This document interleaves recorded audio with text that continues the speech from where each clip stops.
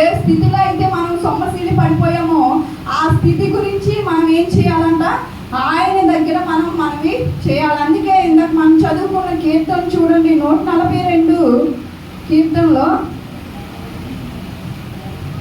2వ వచనం.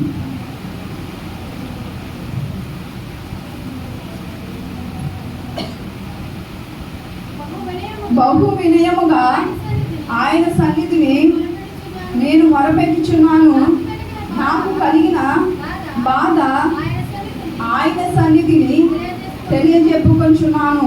హల్లెలూయా.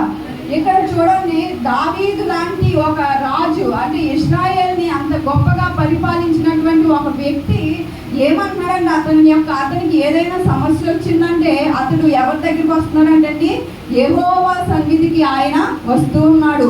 యెహోవా సన్నిధికి వచ్చి ఆయన వేషధారిన భక్తి అక్కడ చేయట్లేదు. దావీదు ఏమంటున్నాడు, బహు వినయముగా నేను యెహోవాకు నేను మొరపెట్టుచున్నాను. హల్లెలూయా.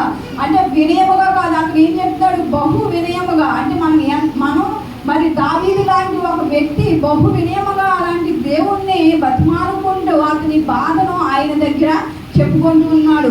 దావీదు ఏం చెప్తున్నాడు, నా యొక్క బాధను ఆయన సన్నిధిలో నేను చెప్పుకొన తలచుచున్నాను.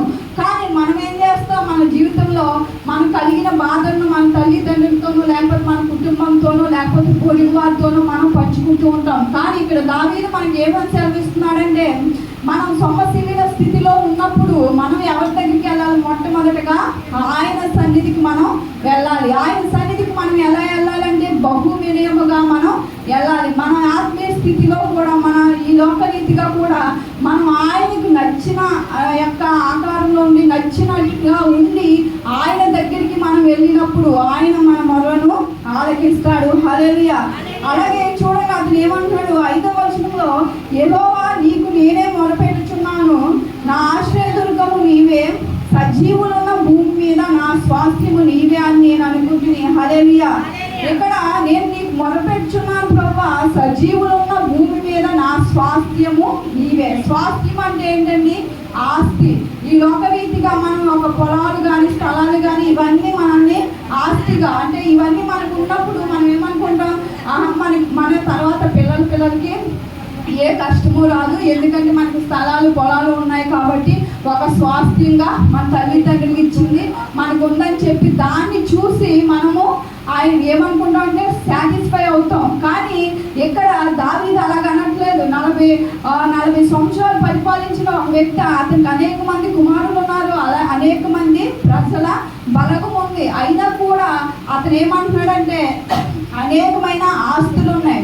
ఈ లోకరీతిగా అతను ఏది కూడా కోరుకోవట్లేదు. దావీదు ఏమంటున్నాడంటే సజీవులు ఉన్న ఈ భూమి మీద, ఈ భూమి మీద అనేక మంది సజీవులు నివసిస్తూ ఉన్నారు, అనేక మంది మనుషులు నివసిస్తూ ఉన్నారు. కానీ ఈ లోకంలో ఎవరు నివసించినా కానీ నా స్వాస్థ్యము ఈ భూమి మీద ఉన్నంత కాలము నీవే అని నేను అనుకుంటున్నాను. హల్లెలూయా. కాబట్టి దావీదు లాంటి భక్తుడు దేవుణ్ణి అతని ఆస్తిగా అతను భావించి అతని యొక్క ఆత్మీయ స్థితిలో అతను తిరిగి బలము పొందుకుంటూ ఉన్నాడు.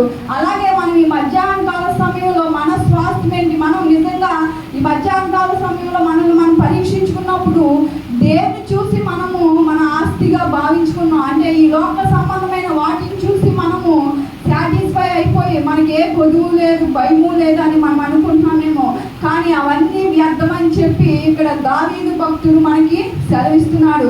ఒకవేళ నిజంగా ఆ ఆస్తే ఒక మనిషిని రక్షిస్తే కనుక అనేక కోట్లు బిజినెస్ చేసేవారు ఈ రోజున వారు ఏం చేసుకోరండి, సూసైడ్ చేసుకోరు. ఎందుకంటే వాళ్ళకి ఈ లోక సంబంధమైన ఆస్తి అనేది ఏమి ఇవ్వలేదు, సంతృప్తిని ఇవ్వలేదు.